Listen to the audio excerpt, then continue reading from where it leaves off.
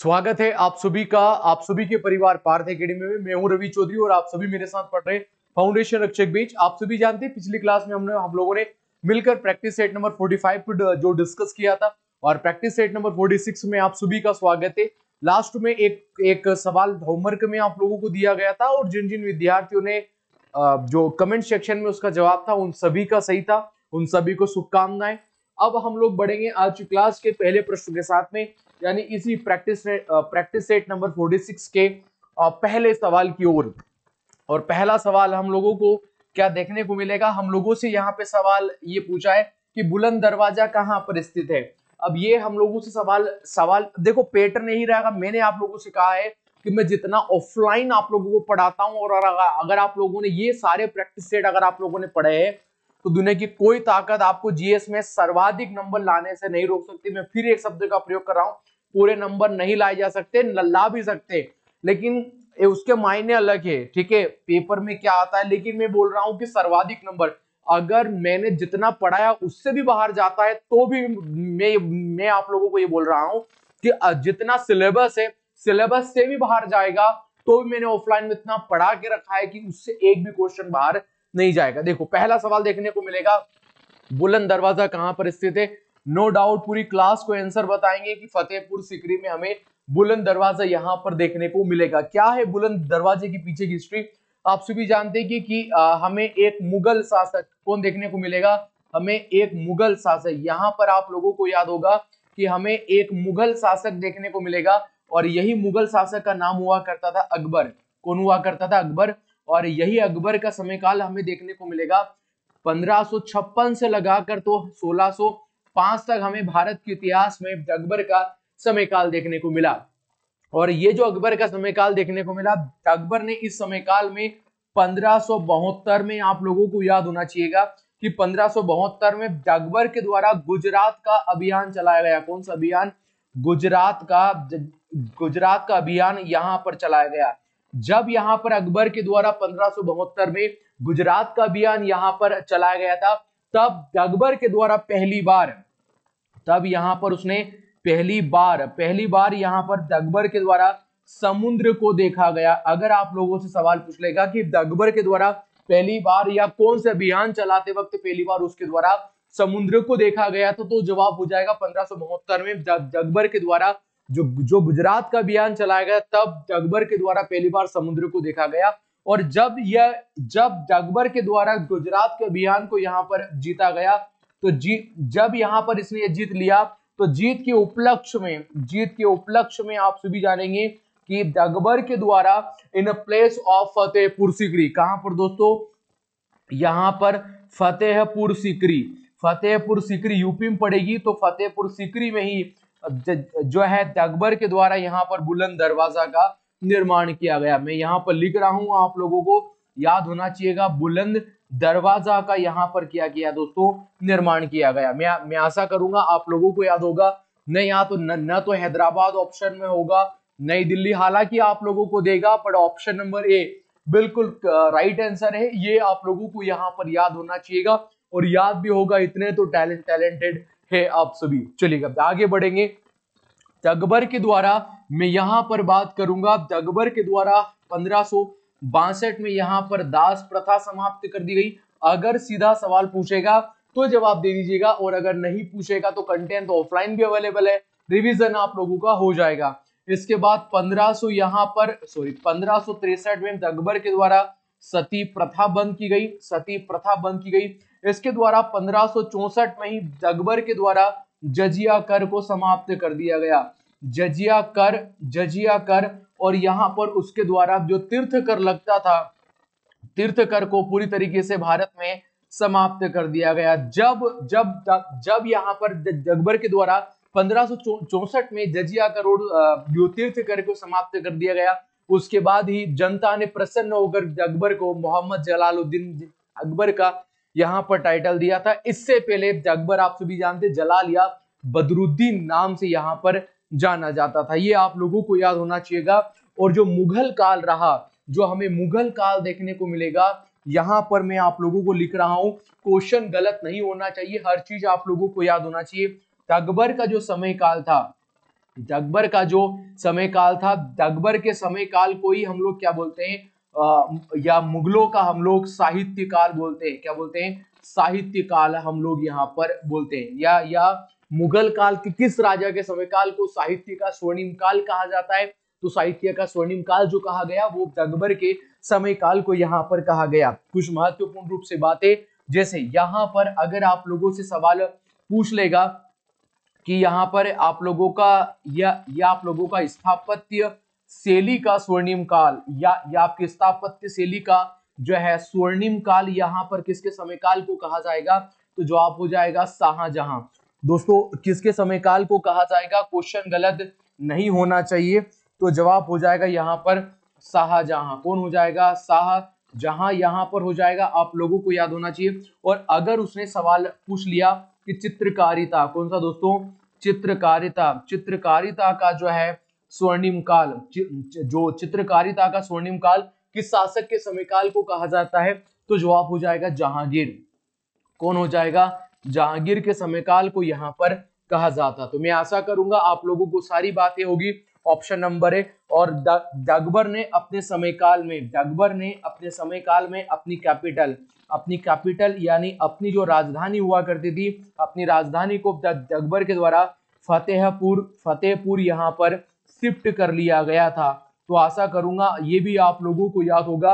अगर सवाल पूछ लेगा कि अकबर के समय काल में मुगल व्यवस्था की कैपिटल क्या हुआ करती थी, तो जवाब हो जाएगा यहाँ पर, गलत नहीं होगा। इस मायनों में इस विश्वास के साथ आप पढ़ते रहिएगा कि फतेहपुर सीकरी वहां पर बिल्कुल राइट आंसर उस सवाल का हम लोगों को यहाँ पर देखने को मिलेगा। इसी फ्लो में हमें पढ़ना है। आइए सवाल नंबर 2 पर चर्चा करेंगे। ये सवाल होमवर्क में था और आप लोगों ने बिल्कुल इस सवाल का बिल्कुल सही जवाब दिया था। द व्हाइट टाइगर नामक उपन्यास किसका है? तो अरविंद अडिंग का है। कौन का है? अरविंद अडिंग का है। और जो इन्हें 2008 में, ये आप लोगों को point the most IMP question डाल के आप लोग आप सभी लगा सकते हैं, क्योंकि 203 बार भारतीय सेना में ये सवाल को रिपीट कर लिया गया है। सवाल इसी प्रकार से रहेगा, आप लोगों से सवाल पूछ लेगा कि 2008 का बुकर पुरस्कार, 2008 का जो बुकर पुरस्कार है, 2008 का जो बुकर पुरस्कार है वो किसको दिया गया था? तो जवाब हो जाएगा वो यहाँ पर अरविंद अडिंग को यहाँ पर दिया गया था। ऑप्शन नंबर डी पर मैं जाऊंगा, जो हमारे सवाल का बिल्कुल राइट आंसर यहाँ पर देखने को मिलता है। आइए सवाल नंबर 3 पर चर्चा करेंगे। और सवाल नंबर 3 है या आप लोगों का इंडियन सुपर लीग का किस खेल के साथ संबंध है? अगर आईपीएल का देगा तो आप लोगों को बता दोगे, लेकिन यहाँ पर सुपर लीग यहाँ पर दे के रखा है। मैं आशा करूंगा इसी प्रकार का एक पैटर्न रहेगा, आप लोग बिल्कुल आईपीएल की होड़ में क्रिकेट करके आओगे, जो आप लोगों का बिल्कुल बुरी तरीके से गलत हमें देखने को मिलेगा। फुटबॉल, ये किससे संबंधित है दोस्तों? ये फुटबॉल से संबंधित है। तो मैं आशा करूंगा आप लोगों को यहाँ पर याद होगा। और इसी के साथ में आप सभी जानते हैं कि हाल ही में WPL यहाँ पर स्टार्ट किया गया है। जिस तरीके से आईपीएल चलता है उसी प्रकार से WPL की शुरुआत भारत में हो चुकी है। वुमेन जो प्रीमियर लीग है, इसकी शुरुआत, ये वुमेन प्रीमियर लीग क्रिकेट से संबंधित है, आप सभी जानेंगे। अब ये कब से इसकी शुरुआत होती है? तो 2023 से इसकी क्या होती है दोस्तों? शुरुआत होती है। अगर मैं बात करूंगा 2023 में जो है ये जो WPL हुआ था, इस WPL की विजेता यहाँ पर कौन रही? तो जवाब हो जाएगा MI। कौन था? या आपका MI मुंबई इंडियंस ने यहाँ पर जीता था। इसके सामने कौन सी टीम थी? जवाब हो जाएगा DC दिल्ली डेयरडेविल्स। इसके बाद मैं पूछूंगा 2024 में कौन रही थी? तो WPL कौन थी दोस्तों? WPL थी। यहाँ पर विजेता कौन रही? तो यहाँ पर RCB कौन थी दोस्तों? RCB। और इसके सामने कौन सी टीम थी? दिल्ली डेयरडेविल्स या DC हम लोग बोल सकते हैं। अब जो 2025 का भी इसका फाइनल हो चुका है, तो मुझे लगता है क्वेश्चन आ सकता है। तो ये भी WPL का ही संस्करण था, तीसरा संस्करण देखने को मिला। कौन विजेता यहाँ पर रहा था? तो जवाब हो जाएगा MI मुंबई इंडियंस यहाँ पर रहा था। वर्सेस में कौन खड़ी थी? तो DC दिल्ली कैपिटल यहाँ पर थी। हर बार विजेता जो पहली बार में मुंबई बनती है, दूसरी बार में RCB और तीसरी बार में MI फिर से यह कप को उठाती है। तो ये तीनों मोस्ट यहाँ पर इंपॉर्टेंट पढ़ सकते हैं। सो मुझे ऐसा लगता है, क्योंकि ऑफलाइन हम लोग डिस्कस कर चुके हैं, तो रिवीजन के पर्पज से आप लोगों का बिल्कुल सही जाएगा। आइए सवाल नंबर 4 पर चर्चा करेंगे। सिंधु घाटी सभ्यता का कौन सा प्राचीनतम शहर अपने बंदरगाह के लिए प्रसिद्ध हुआ था? अब देखो सिंधु घाटी सभ्यता ऑफलाइन तो आप लोग पढ़ चुके हैं। देखो सिंधु घाटी सभ्यता में सबसे पहले राइट आंसर में बात करेंगे लोथल। कहां पर है दोस्तों? लोथल। लोथल कहां पर पड़ेगा? लोथल पड़ता है गुजरात में। कहां पर पड़ता है? ये गुजरात में पड़ेगा। कौन सी नदी के तट पर हो जाएगा ये? कौन सी नदी? तो जवाब हो जाएगा भोगवा नदी के तट पर। कौन सी नदी?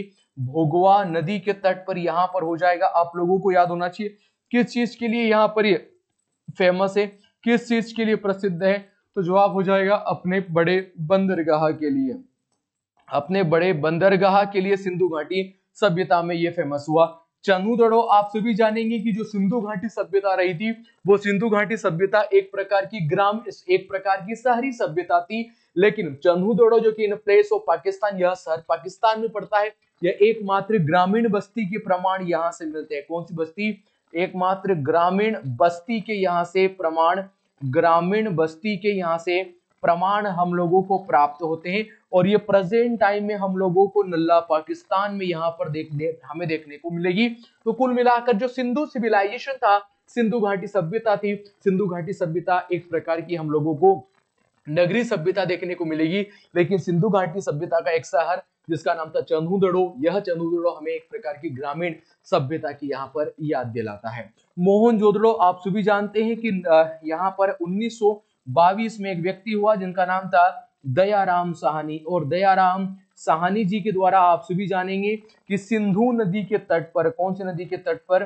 सिंधु नदी के तट पर इसकी खोज कर ली गई। यह शहर भी कहां पर है? यह शहर भी हम लोगों को पाकिस्तान में यहां पर देखने को मिलेगा। और पूरी सिंधु घाटी सभ्यता का सबसे जो बड़ा शहर है वर्तमान में, जो हमें सबसे बड़ा शहर देखने को मिलेगा, वो था मोहनजोदड़ो। आप लोगों को याद होगा धोलावीरा। धोलावीरा कहां पर स्थित है? धोलावीरा हमें गुजरात में देखने को मिलेगा। और ये किसके लिए फेमस था? तो यह अपने नगर नियोजन के लिए। किसके लिए? याद होना चाहिए, क्वेश्चन गलत नहीं होना चाहिए। मैं जितना आप लोगों को लिखा रहा हूं, ठीक है, यहां पर याद हो जाएगा नगर नियोजन। क्या हो जाएगा? नगर नियोजन आप लोगों को याद हो जाएगा। इसके लिए यहां पर ये फेमस था जिसका नाम था धोलावीरा। ठीक है। और जिस हम गुजरात की बात कर रहे हैं, तो पूरी सिंधु घाटी सभ्यता में जो हमें सर्वाधिक शहर मिले हैं वो भारत के किस राज्य से मिले थे? वो भारत के गुजरात राज्य से हम लोगों को यहाँ पर हमें देखने को मिलते हैं। तो ये सारी बातें आप लोगों को याद होना चाहिए। हमारे सवाल का जो राइट आंसर देखने को मिलेगा ऑप्शन नंबर बी पर हम लोग जाएंगे और क्लास को आगे बढ़ाएंगे। सवाल नंबर 5 बेहद महत्वपूर्ण सवाल है। किस काल को भारतीय संस्कृति का स्वर्ण युग कहा गया है?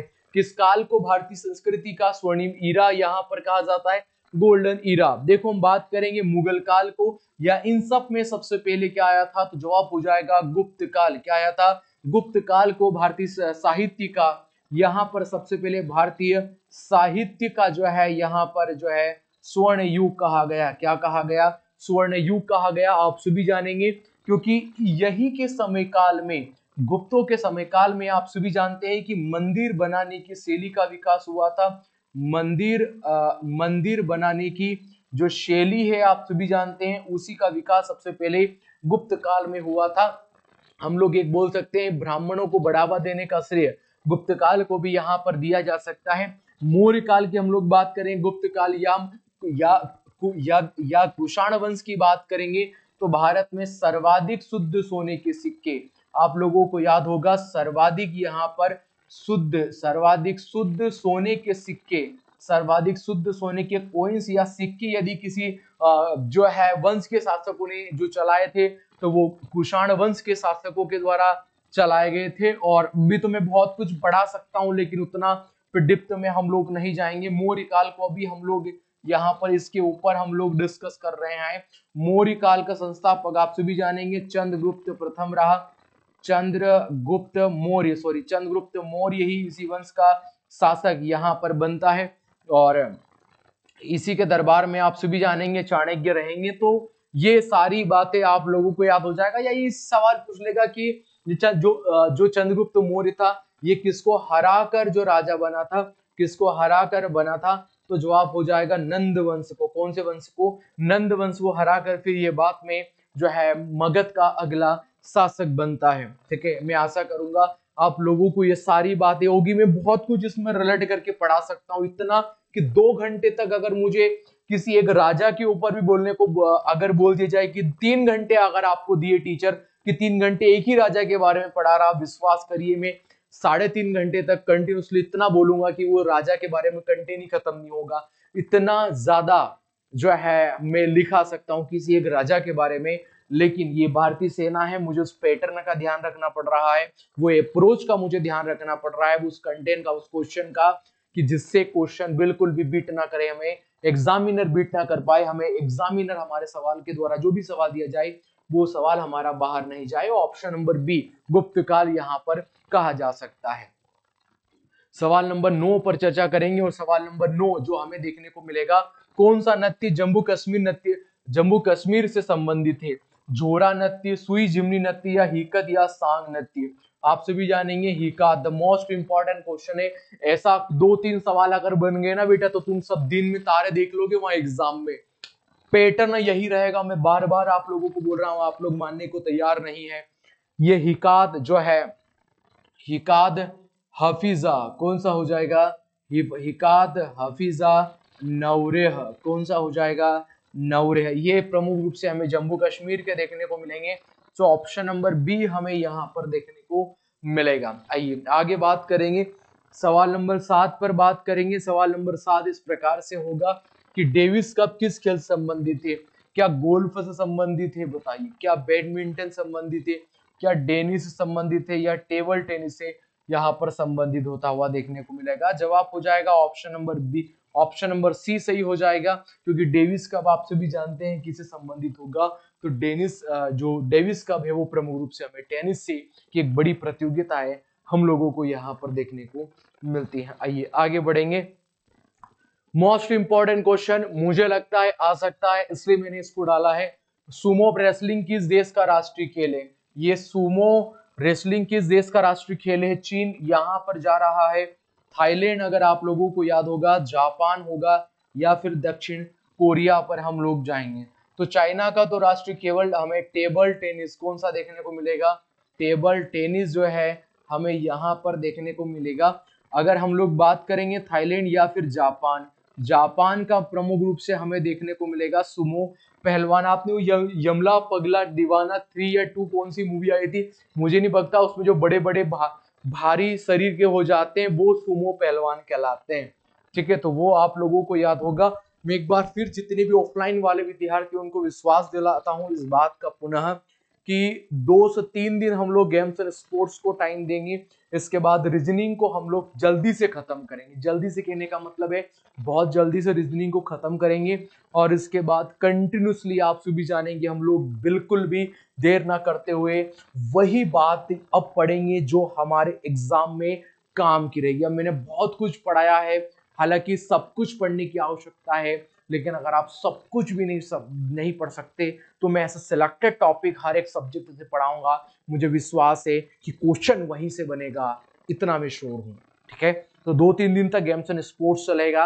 इसके बाद फिर जो मैं रीजनिंग की क्लास आप लोगों की जो बढ़ाई जाएगी, 5 सवाल आएंगे 10 क्वेश्चन के, मतलब 5 सवाल आएंगे 10 नंबर के, 10 नंबर आप लोगों को प्राप्त करना है। फिर इसके बाद पूरा रिवीजन पे फोकस रहेंगे, कुछ भी नहीं छोड़ेंगे, याद करेंगे, आपको पीटेंगे, याद करेंगे, फिर आप लोगों को पीटेंगे, तो मजा आएगा आपका करने में। ठीक है, सवाल नंबर 9 पर चर्चा करेंगे। सवाल नंबर 9 जो हमें देखने को मिलेगा, which of this is a renewable sources of energy?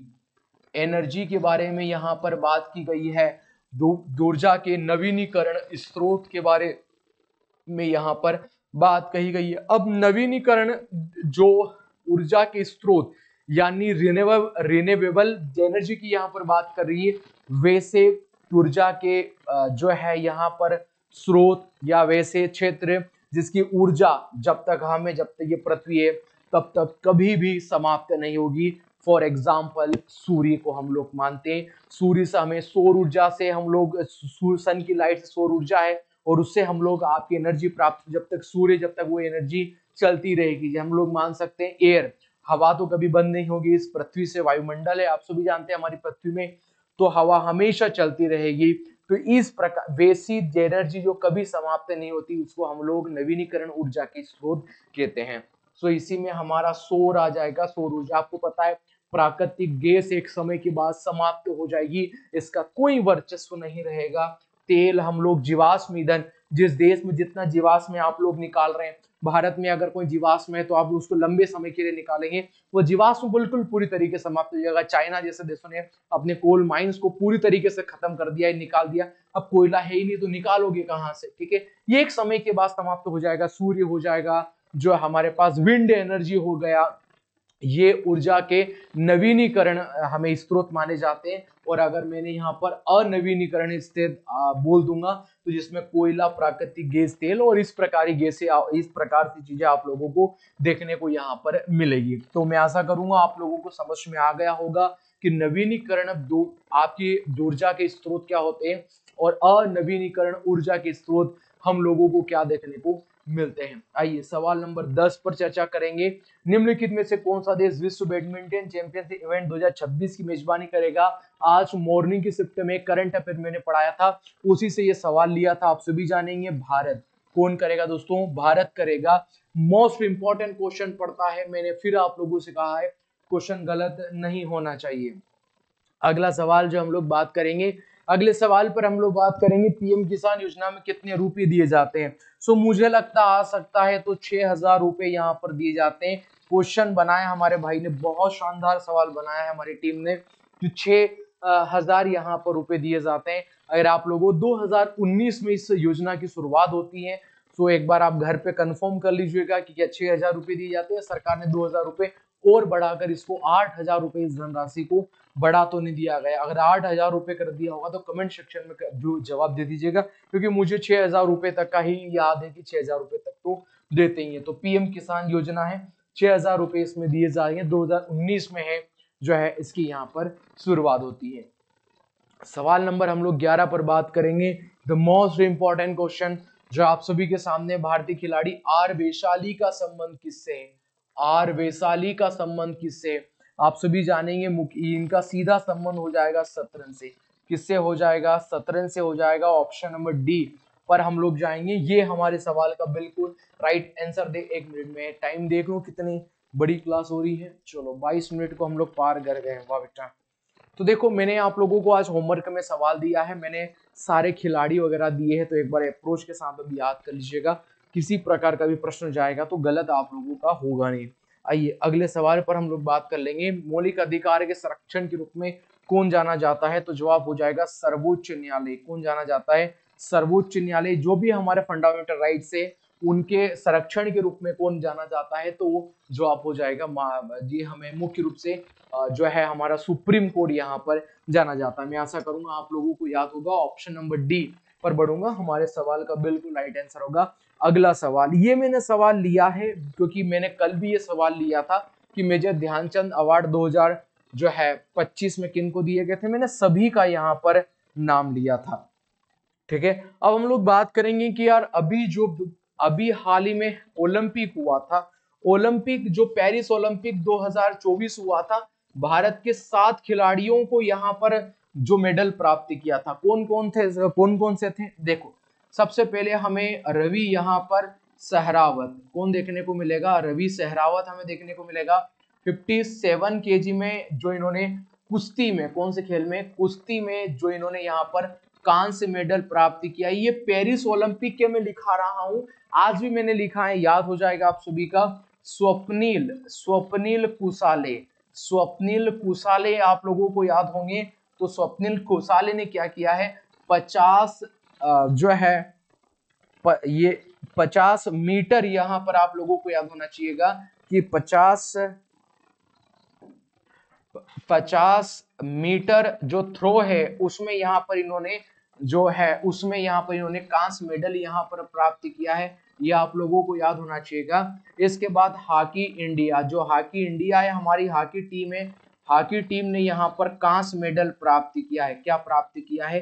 कांस्य मेडल। किस टीम को हराया है? स्पेन को हराकर। ये आप लोगों को याद होना चाहिएगा कि स्पेन को हराकर किया है। इसके बाद में आप लोगों को याद होना चाहिएगा कि मनु भाकर, किसको दोस्तों, मनु भाकर का नाम आप लोगों को याद होगा। 10 मीटर एयर राइफल मतलब शूटिंग से संबंधित है और इन्होंने भी कौन सा मेडल प्राप्त किया है, कांस्य मेडल यहाँ पर इनके द्वारा प्राप्त किया है।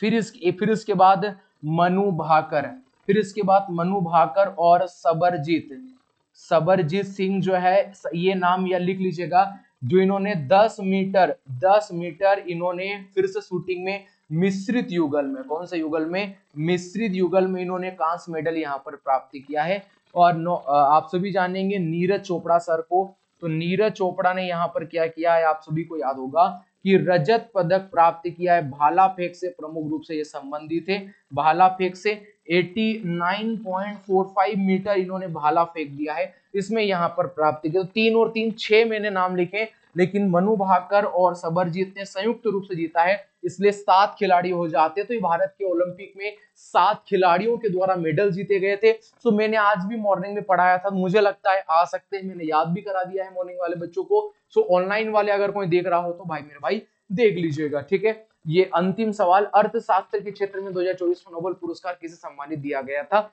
इस सवाल का जवाब आप सभी को कमेंट सेक्शन में मुझे देना है। आप सभी मेरे साथ जुड़े, आप सभी का धन्यवाद। मिलूंगा आप सभी से प्रैक्टिस सेट नंबर 47 के साथ। तब तक के लिए पढ़ते रहिए, मुस्कुराते रहिए और मुझे याद करते रहिए। जय हिंद।